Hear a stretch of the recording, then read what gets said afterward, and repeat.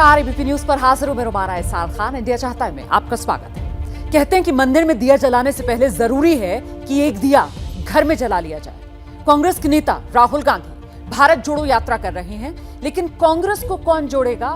आखिर एक स्थायी अध्यक्ष के लिए कांग्रेस 3 साल से तरस रही है। तो इंडिया चाहता है में आज आपको बताएंगे कांग्रेस का अगला अध्यक्ष कौन बनने वाला है और क्या वो प्रधानमंत्री मोदी से मुकाबला कर पाएगा।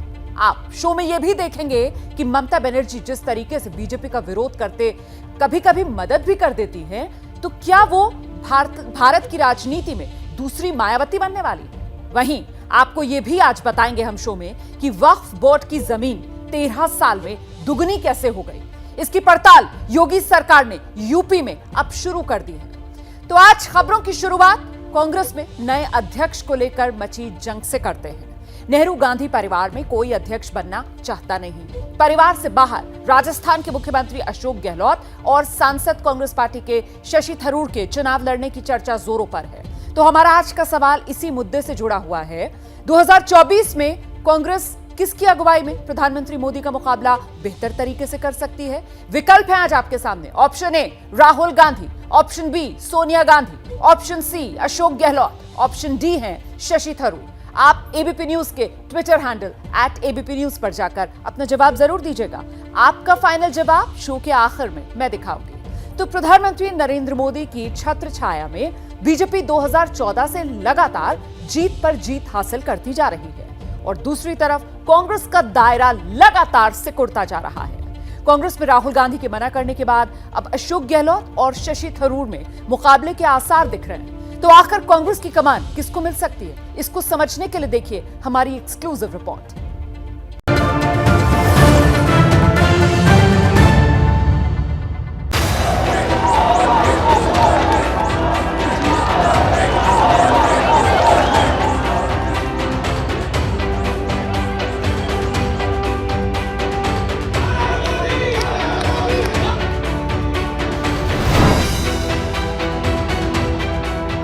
हिंदुस्तान के गांव की गलियों से लेकर दुनिया के बड़े बड़े देशों की राजधानियों तक जिस नाम का डंका बजता है वो है प्रधानमंत्री नरेंद्र मोदी।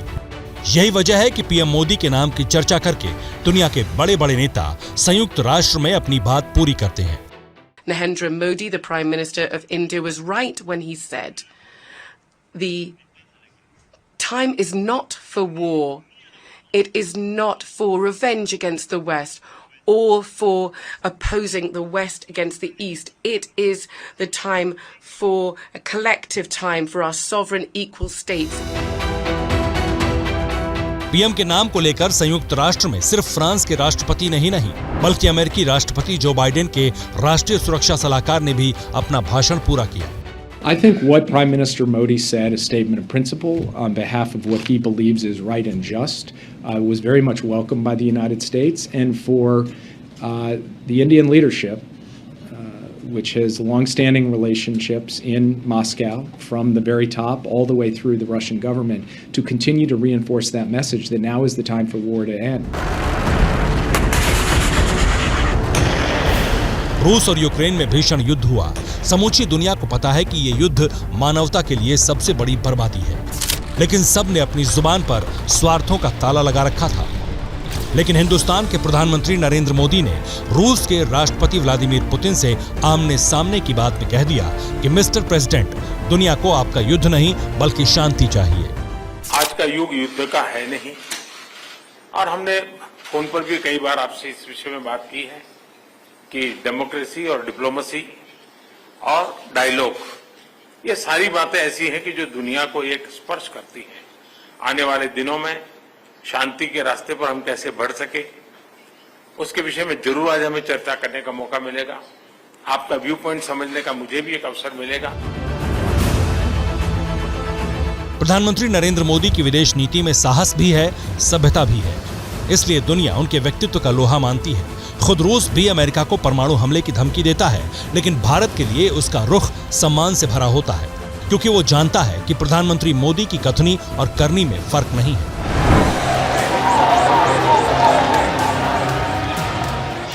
प्रधानमंत्री मोदी की शख्सियत का यही जादू है जो हिंदुस्तान के करोड़ों लोगों के सिर चढ़कर बोलता है। तभी तो 2 बार से वो लगातार लोकसभा का चुनाव न सिर्फ जीत रहे हैं बल्कि बहुमत का आंकड़ा बढ़ता ही जा रहा है। 2014 के चुनाव में सोनिया गांधी कांग्रेस का नेतृत्व कर रही थी। कांग्रेस पीएम मोदी के सामने टिक नहीं पाई। 2019 में राहुल गांधी के नेतृत्व में कांग्रेस ने चुनाव लड़ा, फिर कांग्रेस के खाते में हार ही आई। तो सवाल है कि 2024 में कांग्रेस से कौन लेगा पीएम मोदी से मोर्चा? नेहरू गांधी परिवार में सोनिया गांधी के आसार दिखते नहीं। राहुल गांधी बार बार अध्यक्ष बनने से इनकार कर चुके हैं।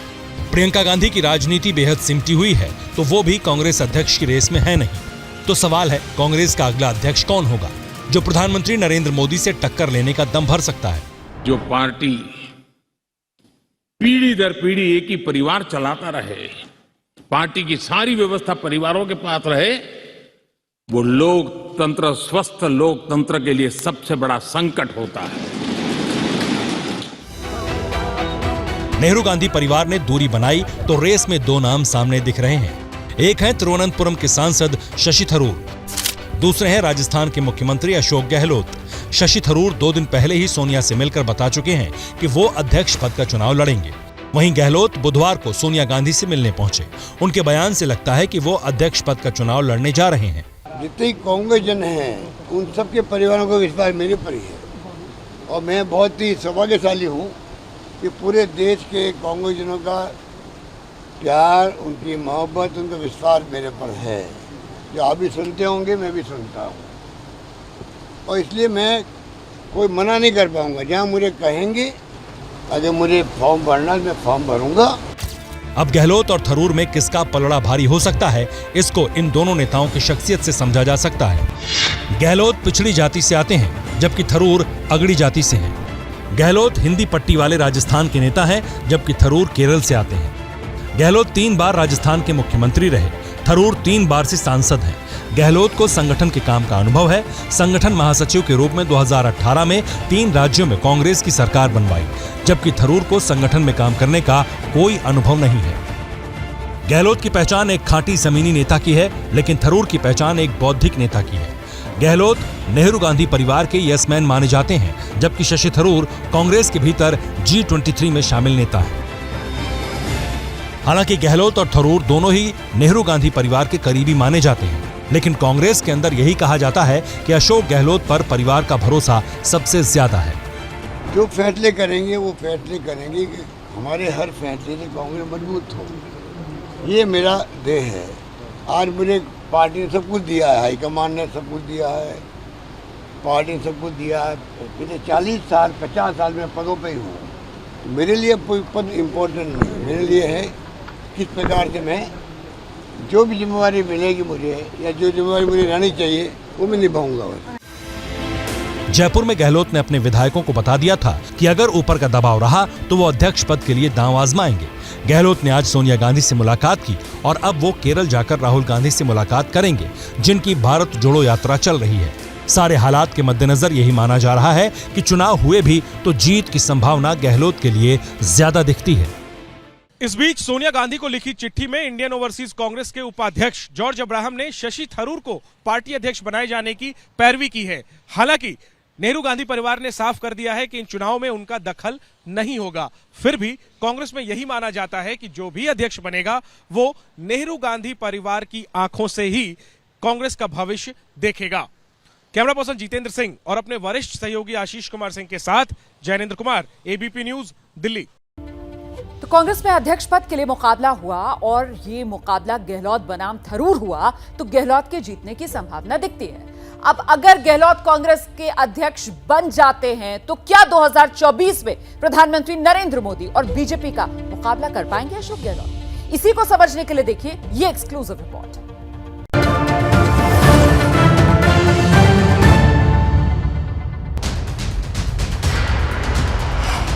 मैं राजस्थान के मुख्यमंत्री जी का धन्यवाद करता हूं कि उनका मुझ पर इतना भरोसा। उनकी राजनीतिक विचारधारा पार्टी अलग है, मेरी राजनीतिक विचारधारा पार्टी अलग है। ये विश्वास, ये भरोसा, ये लोकतंत्र की बहुत बड़ी ताकत है। पीएम मोदी ने अशोक गहलोत की जो तारीफ की उसमें ये बात भी जुड़ी थी कि दोनों के राजनीतिक दल अलग हैं और विचारधारा अलग है। कांग्रेस के अंदर जो कुछ चल रहा है उसमें लग रहा है कि कांग्रेस के अगले अध्यक्ष अशोक गहलोत हो सकते हैं। अब अगर अशोक गहलोत की ताजपोशी होती है तो कांग्रेस उनके साथ ये शर्त लगाकर चलेगी कि 2024 में वो कांग्रेस की दिल्ली की सत्ता पर ताजपोशी कराएंगे, लेकिन तब उनका मुकाबला प्रधानमंत्री नरेंद्र मोदी की बीजेपी से होगा। हमारी पार्टी कार्यकर्ताओं की है, कार्यकर्ताओं ने बनाई है, कार्यकर्ताओं के बलिदान हुए हैं। कई पार्टियां पैसों से बनी है, ये पार्टी पसीने से बनी है। 2019 में राहुल गांधी ने कांग्रेस की अध्यक्षता छोड़ी तो अब तक कोई अध्यक्ष नहीं मिला। अब अगर गहलोत के सिर पर कांग्रेस का ताज सजता है तो सवाल यही होगा कि वो कांग्रेस को दिल्ली का ताज दिला पाएंगे। जो कांग्रेस वर्तमान हालात में हम लोग चल रहे हैं उसमें एक तरफ राहुल गांधी जी यात्रा कर रहे हैं। उस यात्रा से भारतीय जनता पार्टी में बेचैनी पैदा हो रही है। देश के अंदर जो हालात बने हुए हैं उसको लेके पूरा मुल्क चिंतित है और देश को कांग्रेस मजबूत कैसे हो। प्रधानमंत्री नरेंद्र मोदी और अशोक गहलोत की राजनीतिक यात्रा की शुरुआत कमोबेश एक जैसी रही। पीएम मोदी 2001 में पहली बार गुजरात के मुख्यमंत्री बने थे, जबकि अशोक गहलोत 1998 में पहली बार राजस्थान के सीएम बने। पीएम मोदी मुख्यमंत्री बनने से पहले बीजेपी के संगठन महासचिव थे। तीसरी बार मुख्यमंत्री बनने से पहले अशोक गहलोत भी कांग्रेस के संगठन महासचिव ही थे। पीएम मोदी जमीनी राजनीति में दिलचस्पी रखते हैं, वही हाल अशोक गहलोत का है। प्रधानमंत्री और अब आज की एक और बड़ी खबर, दरअसल उत्तर प्रदेश सरकार ने, जी योगी सरकार ने मदरसों में सर्वे करने के फैसले के बाद आज एक और फैसला लिया और वो फैसला यूपी में वक्फ बोर्ड की संपत्तियों के सर्वे का है। इसी को लेकर सियासी संग्राम छिड़ा हुआ है। विपक्षियों के निशाने पर योगी सरकार आ गई है और सबसे मुखर तरीके से इस मामले में योगी सरकार की घेराबंदी कर रहे हैं एआईएमआईएम के अध्यक्ष असदुद्दीन ओवैसी साहब। ओवैसी साहब इस वक्त एबीपी न्यूज पर हमारे साथ मौजूद हैं। असदुद्दीन ओवैसी साहब, बहुत स्वागत है एबीपी न्यूज में आपका और बहुत शुक्रिया हमारे लिए वक्त निकालने के लिए। सर, सबसे पहले मुझे लगता है आप दर्शकों को बताइए कि यूपी सरकार ने वक्फ की संपत्तियों के सर्वे का जो फैसला लिया है उस पर आपको आपत्ति क्यों? जी, मेरे को आपत्ति ऑब्जेक्शन इसलिए है कि सर्वे की जरूरत नहीं है और ये सर्वे इलीगल है, क्योंकि जो शिया वक्फ बोर्ड है, सुन्नी वक्फ बोर्ड है, वो ऑटोनोमस बोर्ड है। सरकार को अगर सर्वे का अगर कोई करना था तो क्या सुन्नी वक्फ बोर्ड या शिया वक्फ बोर्ड ने लिख कर दिया? नहीं दिया। दूसरी बात यह है कि अगर सर्वे के लिए जानकारी की जरूरत है तो मोदी सरकार ने सुप्रीम कोर्ट को 2020 में वक्फ मैनेजमेंट सिस्टम के तहत एक रिपोर्ट पेश की कि पूरे भारत में 6,16,735 वक्फ की प्रॉपर्टी है, जिसमें कहा गया कि यूपी में करीब 1.5 लाख के करीब सुन्नी वक्फ प्रॉपर्टी है और 12,229 शिया वक्फ प्रॉपर्टी है। और तीसरी बात यह है कि अगर आप वो नोटिफिकेशन देखेंगे तो पॉइंट नंबर 5 में खास तौर से सरकार ये कहती है कि व्यापक जन कल्याण पुनर्निरीक्षण कि क्या हो रहा है। अगर मिसाल के तौर पर आपके व्यूअर्स को समझने के लिए, अगर एक प्रॉपर्टी वक्फ हो चुकी है 50 बीघा, 10 बीघा खबरस्तान के लिए इस्तेमाल हो गई, अब जब सर्वे होगा तो सर्वे में लिख दिया जाएगा कि 10 बीघा तो खबरस्तान है, 40 बीघा बंजर है, ऊसर है या बिट्टा है या मिट्टी का टीला है, तो इसलिए इसको व्यापक जन कल्याण के लिए इस्तेमाल किया जा सकता है। ये कैसे हो रहा है? अच्छा, सरकार क्लेम करती है एंक्रोचमेंट हुआ, माफिया ने कब्जा किया। 6 साल में आपने कितने कब्जेदारों को निकाला? लखनऊ हजरतगंज में कई ऐसी वक्फ की प्रॉपर्टी है जहां पर यूपी सरकार कब्जे में है, आप उसको पहले छोड़िए।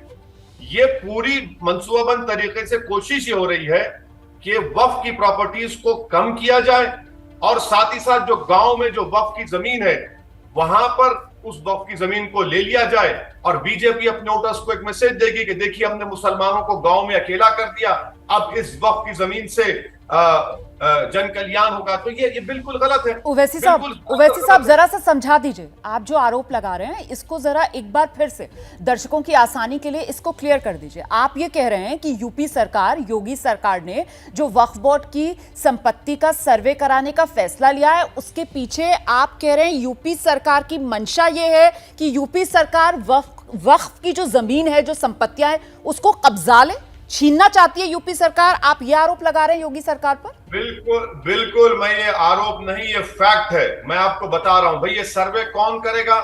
क्या सुन्नी वक्फ बोर्ड करेगा या शिया वक्फ बोर्ड करेगा? ये सर्वे करेगा लेखपाल पटवारी करेगा। उसका इससे क्या ताल्लुक बताइए आप?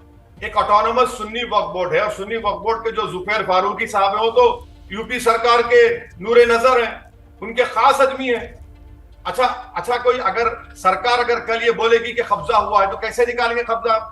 वक्फ ट्रिब्यूनल है, सेक्शन 83 ऑफ वक्फ एक्ट है, आपको हाईकोर्ट जाना पड़ेगा आर्टिकल 226 के तहत या सुप्रीम कोर्ट।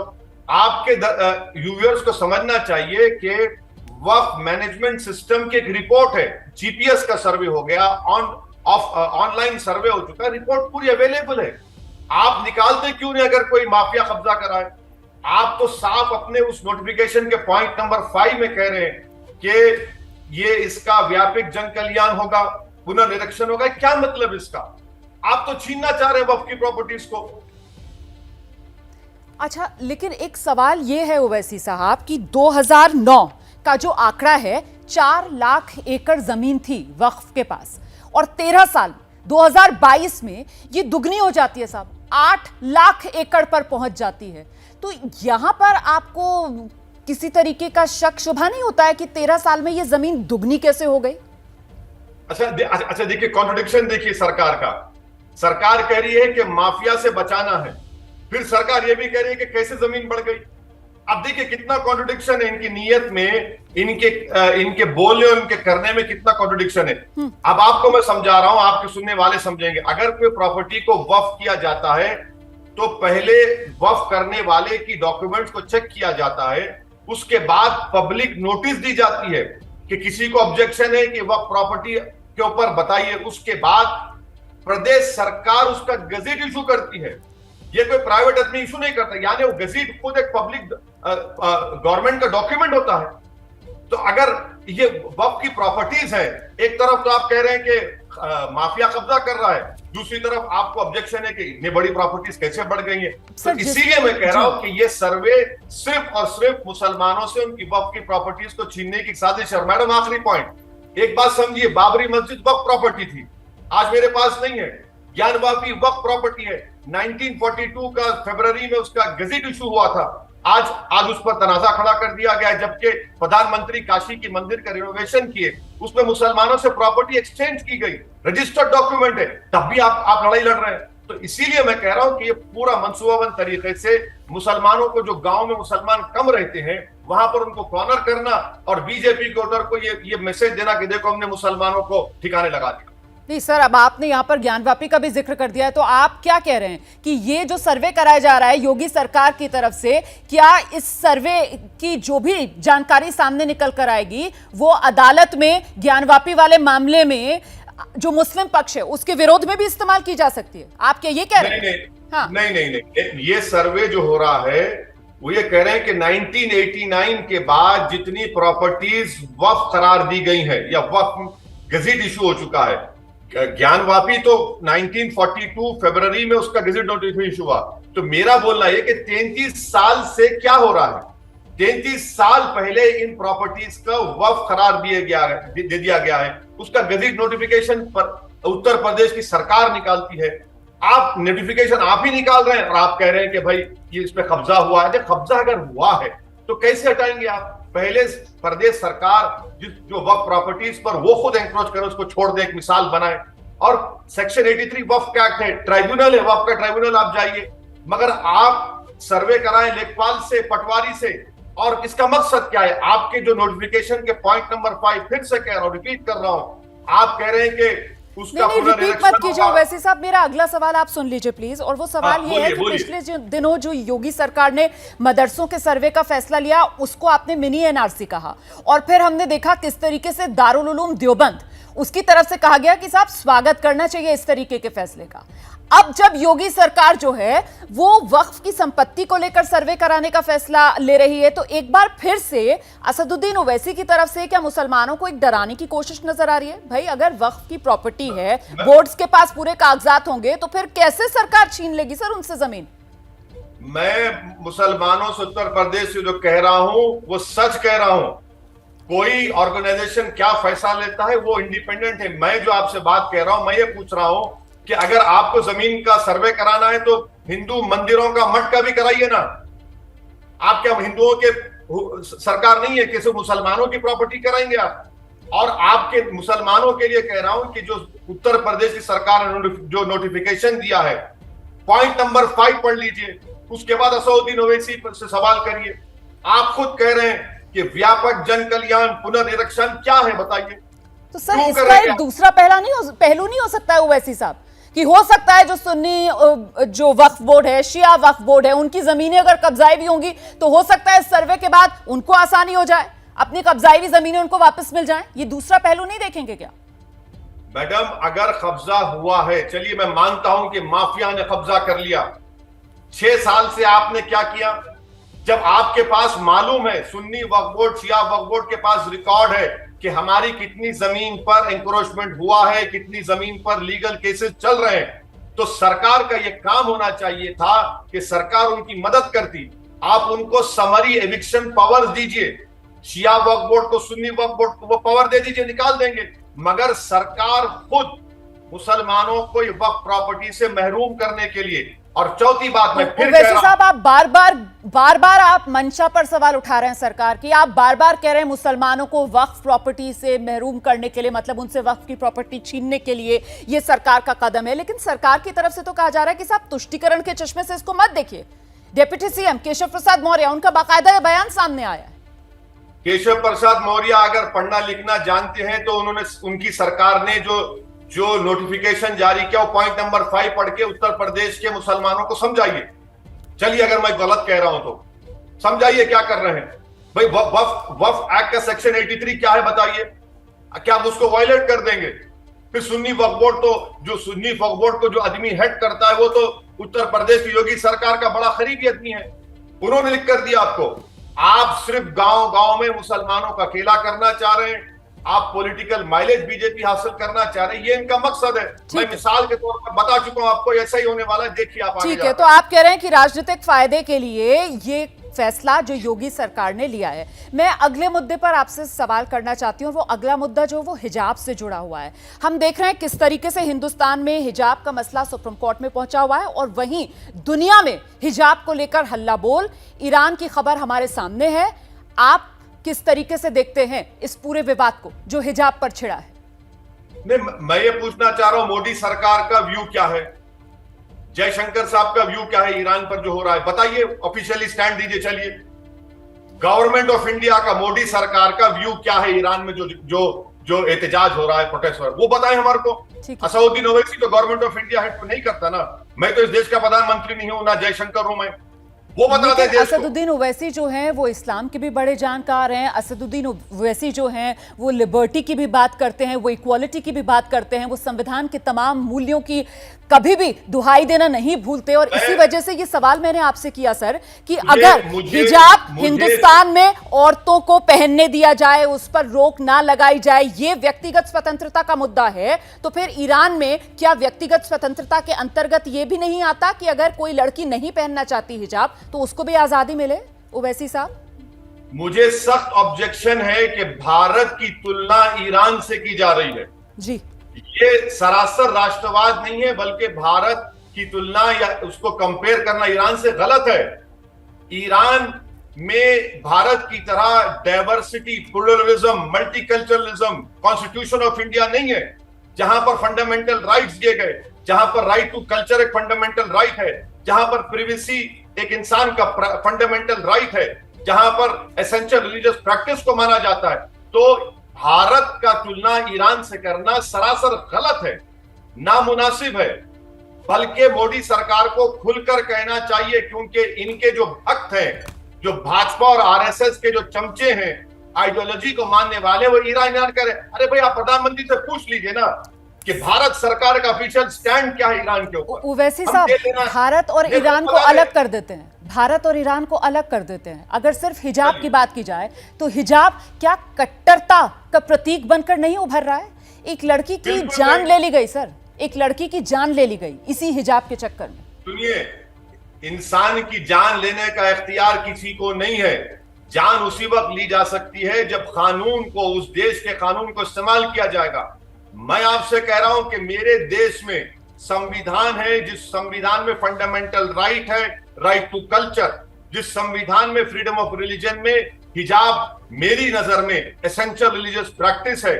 भारत के संविधान में प्राइवेसी का जजमेंट आ चुका है, प्राइवेसी फंडामेंटल राइट है। मेरे नजर में अगर मुसलमान बेटी हिजाब पहनती है तो किसी के हक को नहीं छीन रही है, ये मेरा मानना है। और अगर कोई नहीं पहनता हिजाब तो मैं उनको भी सलाम करता हूं, क्योंकि ये जमहूरियत है। मगर आप कहेंगे कि कोई नहीं पहनता, आप क्यों पहन रहे? भाई मेरा राइट टू प्राइवेसी है, राइट टू कल्चर है आर्टिकल 29 में, इसका प्रोटेक्शन मुझे मिलना चाहिए। नहीं सर, आपने बिल्कुल वो बात कह दी जो मुझे लगता है कि दर्शक सुनना चाह रहा होगा। आपने साफ कर दिया कि व्यक्तिगत स्वतंत्रता कोई पहनना चाहता है उसके लिए भी, और अगर कोई नहीं पहनना चाहता तो उसके लिए भी है। बहुत शुक्रिया असदुद्दीन ओवैसी साहब एबीपी न्यूज के लिए वक्त निकालने के लिए। Thank you so much sir. Waqf board की कमाई से जुड़े भ्रष्टाचार के मामले में गिरफ्तार आम आदमी पार्टी के विधायक अमानतुल्लाह खान की मुश्किलें बढ़ गई हैं। अमानतुल्लाह खान को आज एंटी करप्शन ब्यूरो ने दिल्ली की राउज एवेन्यू कोर्ट में पेश किया, जहां से कोर्ट ने उन्हें 5 दिन की रिमांड में भेजा है। यानी अगले 5 दिन तक एंटी करप्शन ब्यूरो आम आदमी पार्टी के विधायक से कई राज खगालना चाहेगी। दिल्ली वक्फ बोर्ड में हुए भ्रष्टाचार के मामले में आम आदमी पार्टी विधायक अमानतुल्लाह खान अब और फंस गए हैं, क्योंकि जांच टीम ने कोर्ट को बताया कि उनके खिलाफ कुछ खास जानकारी मिली है। पता चला है कि अमानतुल्लाह के नाम पर उत्तराखंड में एक प्रॉपर्टी है। सवाल है, क्या ये प्रॉपर्टी वक्फ बोर्ड के पैसे से खरीदी गई? अमानतुल्लाह ने दुबई में जीशान हैदर नाम के शख्स को करोड़ों रुपए भेजे हैं। सवाल यह है कि पैसे क्यों भेजे गए? जांच के मुताबिक कुछ पैसा एक राजनीतिक दल को दिया गया। क्या इस पैसे का भी वक्फ बोर्ड से कनेक्शन है? वक्फ की जमीन पर बने एक स्कूल को दुकानों में बदल दिया गया। आखिर ऐसा किस मकसद से किया गया? वक्फ बोर्ड के भ्रष्टाचार के मामले में पुलिस ने लड्डन नाम के एक शख्स को भी गिरफ्तार किया है। उसके घर पिस्टल और कैश मिला है। इस शख्स का अमानतुल्लाह से क्या कनेक्शन है? इन सवालों के जवाब अमानतुल्लाह खान ही दे सकते हैं, लेकिन जवाब की जगह उनके वकील कोर्ट में दलील दे रहे हैं कि एसीबी के दावों में दम नहीं। लेकिन इस दलील को नकारते हुए कोर्ट ने अमानतुल्लाह खान को 5 दिनों की रिमांड में भेज दिया है। आपका दुबई से बिलिंग जोड़ा गया है? मेरा तो पासपोर्ट भी नहीं है। पासपोर्ट भी नहीं है। अरविंद केजरीवाल गुजरात पर नजर गड़ाए बैठे हैं, लेकिन यहां दिल्ली में उनके विधायक नप रहे हैं। वरुण जैन की रिपोर्ट। इस वक्त एक बड़ी खबर, खुद राजस्थान के मुख्यमंत्री अशोक गहलोत ने एबीपी न्यूज को यह जानकारी दी है। कांग्रेस अध्यक्ष पद के चुनाव को लेकर सोनिया गांधी के साथ करीब 2 घंटे तक अशोक गहलोत की बातचीत हुई है, और उसके बाद अशोक गहलोत ने हमारे सहयोगी आशीष कुमार सिंह को बेहद एक्सक्लूसिव जानकारी दी है। अशोक गहलोत ने कहा वो चुनाव लड़ने को तैयार हैं, लेकिन अब भी वो ये चाहते हैं कि राहुल गांधी मान जाएं। अगर वो अध्यक्ष बनते हैं तो भी राजस्थान का मुख्यमंत्री पद छोड़ने को लेकर स्थिति बहुत साफ नहीं कर रहे हैं अशोक गहलोत। आप खुद सुनिए मेरे सहयोगी आशीष कुमार सिंह के साथ अशोक गहलोत ने फोन पर जो एक्सक्लूसिव बातचीत की है उसे।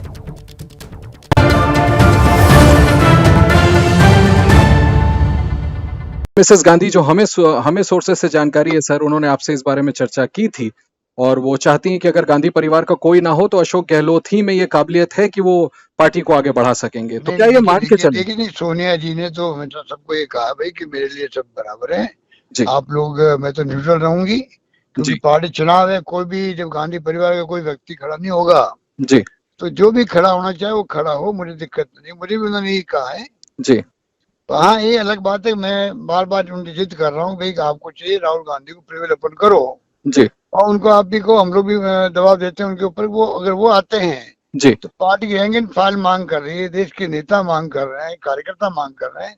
जी, वो अगर अध्यक्ष बनते हैं जी, ज्यादा अच्छे ढंग से मुकाबला कर पाएंगे हम लोग।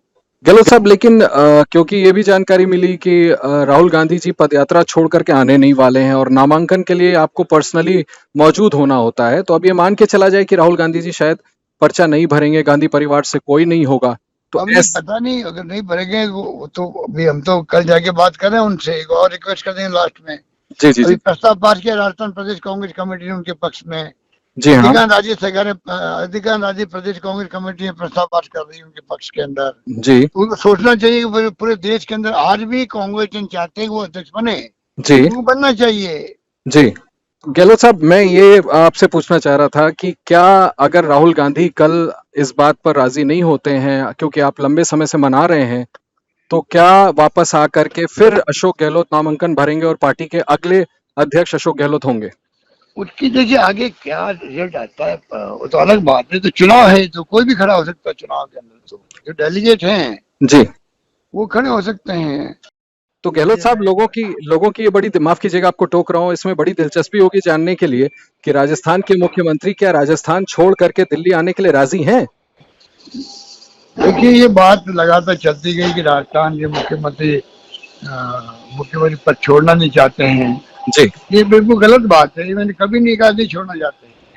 मैंने हमेशा कहा जो पार्टी हाईकमान हुक्म देगी जी वो मैं हमेशा काम करूंगा, वो मैं करता हूँ जिंदगी भर। मैं एक अनुशासित सिपाही हूँ पार्टी का, जी इसलिए जब मैं खुद ये बात कहता हूँ तो उसके मायने होते हैं। तो गहलोत साहब, अगर मैं मानता हूँ कि जो भी पार्टी तय करेगी मुझे मंजूर है और मुझे खड़ा होना होगा जी तो मैं खड़ा होना पड़ेगा। जैसे मैंने आपको कहा कि संभावना उसकी बनी हुई है।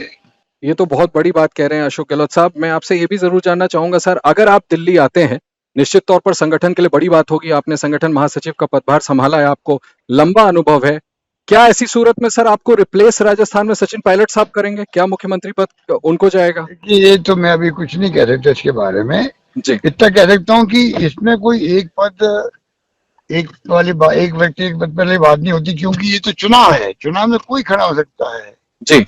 इसलिए इसमें कोई एक पद एक व्यक्ति वाली बात लागू नहीं हो सकती है, मान लो। सर ऐसे समय पर आपका अपना लंबा अनुभव, आपकी अपनी लेगेसी, आपको लगता है अगर आला कमान ऐसी कोई बात कहता है तो आपके शूज को, आपकी जगह को फिल इन कर सकेंगे सचिन पायलट? नहीं, मैं नहीं कह सकता, मैं इस बारे में कुछ कमेंट नहीं करना चाहता जी।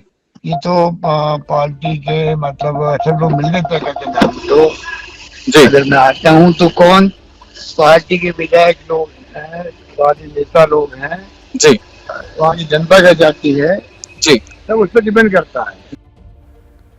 और अब वक्त हो गया है आज की लीड स्टोरी पर आपकी राय जानने का। आज का हमारा सवाल इंडिया चाहता है में था 2024 में कांग्रेस किसकी अगुवाई में पीएम मोदी का मुकाबला बेहतर तरीके से कर सकती है। 4 विकल्प हमने आपको दिए थे और इसमें आपकी राय आंकड़ों के हिसाब से सामने है। सबसे ज्यादा राहुल गांधी, 48% लोगों ने राहुल गांधी को वोट दिया है। 5% ने ही सोनिया गांधी की अगुवाई की बात की है। 20% अशोक गहलोत, 27% लोग मानते हैं शशि थरूर की अगुवाई में कांग्रेस पीएम मोदी को टक्कर दे सकती है। लेकिन सबसे आगे राहुल गांधी, 48% लोगों का मानना है वही पीएम मोदी को टक्कर दे सकते हैं 2024 में। जैसे ही घड़ी का काटा दोपहर 2:30 पे आए, बबीता जी का दिल सास बहू साजिश के लिए मचल जाए।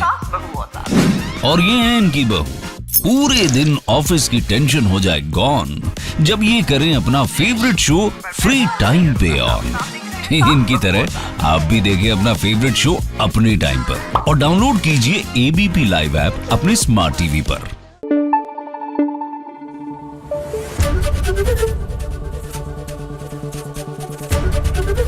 एबीपी न्यूज आपको रखे आगे।